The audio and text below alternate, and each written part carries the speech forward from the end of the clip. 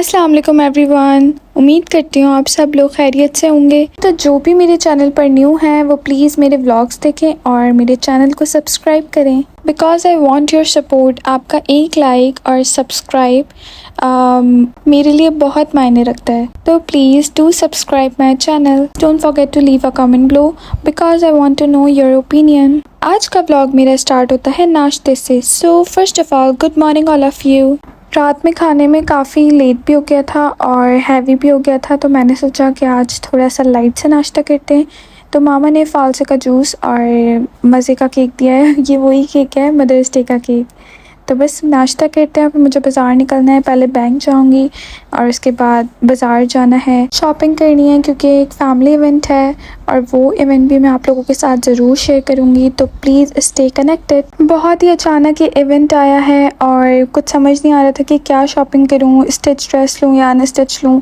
मेरा माइंड था कि मैं लूँ अनस्टिच ड्रेस ताकि मैं उसको अपनी मर्ज़ी से स्टिच करवाऊँ। तो बस यहाँ मैं बाज़ार आई हूँ और आप लोग भी वैरायटी देखें, कितनी प्यारी नेट्स हैं और कितनी प्यारी वैरायटी आई हुई है यहाँ पे।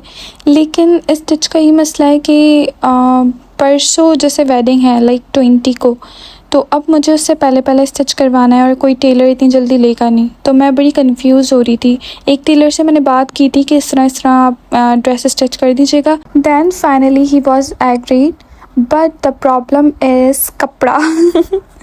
एक नेट मुझे बहुत पसंद आ रही थी लेकिन प्रॉब्लम ये थी कि उसका इनर डाई होना था और डाई का मेरे पास टाइम नहीं था क्योंकि मुझे आज टेलर को देना था ड्रेस। तो इस वजह से मैंने स्किप किया। अब मैंने यूट्यूब पे मोना एम्ब्रॉयडरी की वीडियोस देखी थी, फिर वहाँ से मैंने पसंद किया ड्रेस और कज़न को कह दिया था कि यहाँ से परचेज़ करके ले आए। तो बस फिर वो ड्रेस आ गया और मैं आपको वो ड्रेस शो करती हूँ। अभी पूरा तो नहीं करूँगी क्योंकि आप लोग इवेंट में देखिएगा वो कैसा लुक आ रहा है।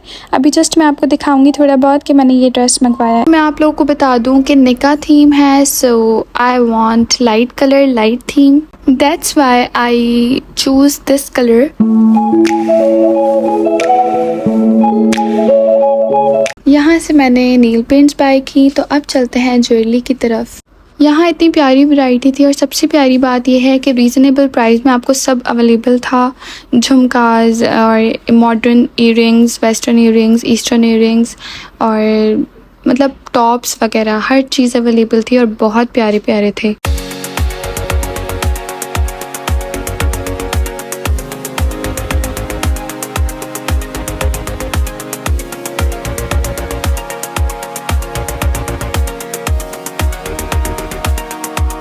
सब कुछ डन हो ही गया ऑलमोस्ट। अब बस यहाँ पे मामा अपनी सॉफ्टी देख रही हैं घर में वेयर करने के लिए। अपनी इवेंट ड्रेसिंग और अपनी ज्वेलरी, शूज़, बैग जो भी मैंने यहाँ से परचेज़ किया वो मैं आप लोगों को निकाह व्लॉग में दिखाऊंगी जी। तो यहाँ पे हमें दूसरे ड्रेस के दुपट्टे पीको करवाने थे और पीको मुझे ये वाली पसंद आई थी। मैंने कहा था ये करवा दीजिएगा फातिमा और मेरे, और मामा ने अलग करवाए थे। तो ये दुपट्टे हैं फातिमा और मेरे और हमारी यहाँ पे पीको डन हो गई है। अब जावेर की वॉच की बारी आती है। जावेर अपनी यहाँ पे वॉच सेलेक्ट कर रहे हैं और मामा जब भी इसको वॉच दिलाती हैं ये घुमा देता है या तोड़ देता है। तो इसलिए इस बार मामा ने कहा था कि ज़्यादा एक्सपेंसिव नहीं दिलाऊंगी। लाइक अगर एक दिन हुआ है ना वॉच को आए तो सेकंड डे इसकी गुम हो जाएगी या ये उसको तोड़ देगा पहनने में, उतारने में, इन चीज़ों में। और बच्चों को वैसे भी इतनी एक्सपेंसिव वॉचेस नहीं दिलानी चाहिए क्योंकि बच्चे गुम कर देते हैं या फिर तोड़ देते हैं। पाकिस्तान के हालात सब जानते हैं, इतनी महंगाई हो गई है तो लोकल मार्केट्स में भी बहुत ही एक्सपेंसिव हुआ था सब। लेकिन कुछ चीज़ें थी जो आपको रीज़नेबल प्राइस में मिल जाती हैं।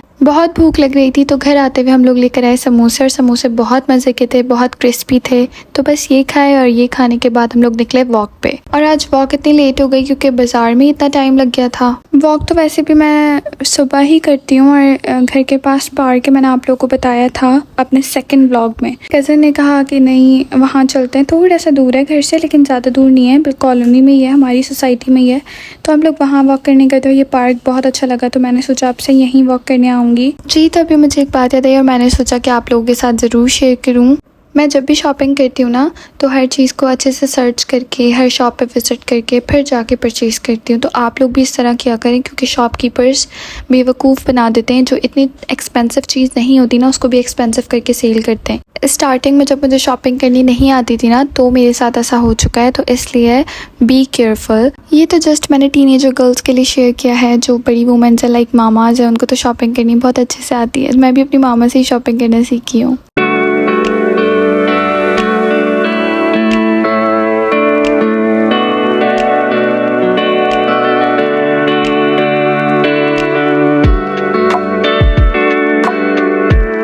जी तो अब मामा ने बहुत ही मज़ेदार सा कस्टर्ड बनाया है। I don't like too much meetha but I like rabri and custard. बाकी बेकरी आइटम जो होता है cakes, brownies and cupcakes वगैरह, ये मुझे पसंद है। And tell me in the comments what you like the most in meetha. जी तो मामा ने आज वेजिटेबल्स बनाई थी, लेकिन ये वाली जो रिकॉर्डिंग है ये कुछ डेज़ पहले की है। तो मैंने 1 प्लेट बिरयानी बनाई थी। तो ये आलू गोश्त का सालन रखा था, तो इसको मैंने यूज़ किया और बहुत ही मज़े की तय वाली बिरयानी रेडी कर ली। इस तरह आप लोग भी कर सकते हैं। अगर आप लोगों की पसंद का कुछ ना बनाओ घर पे, तो आप लोग कोई भी सालन हमारा बच जाता है तो उसको यूज़ कर सकते हैं और बहुत ही मज़े की बिरयानी बना सकते हैं। बिरयानी लवर्स के लिए तो ये बेस्ट है। इस तरह आपका सालन भी वेस्ट नहीं होगा और बहुत ही मज़े का डिनर आप लोग का रेडी हो जाएगा। तो जी फर्स्ट मैंने राइस को बॉईल किया, उसके बाद मैंने बॉईल करने के बाद मैंने सालन के अंदर राइस डाले, फिर पुदीना डाला और सर्दे का रंग जो होता है वो डाला और उसको दम पे लगा दिए।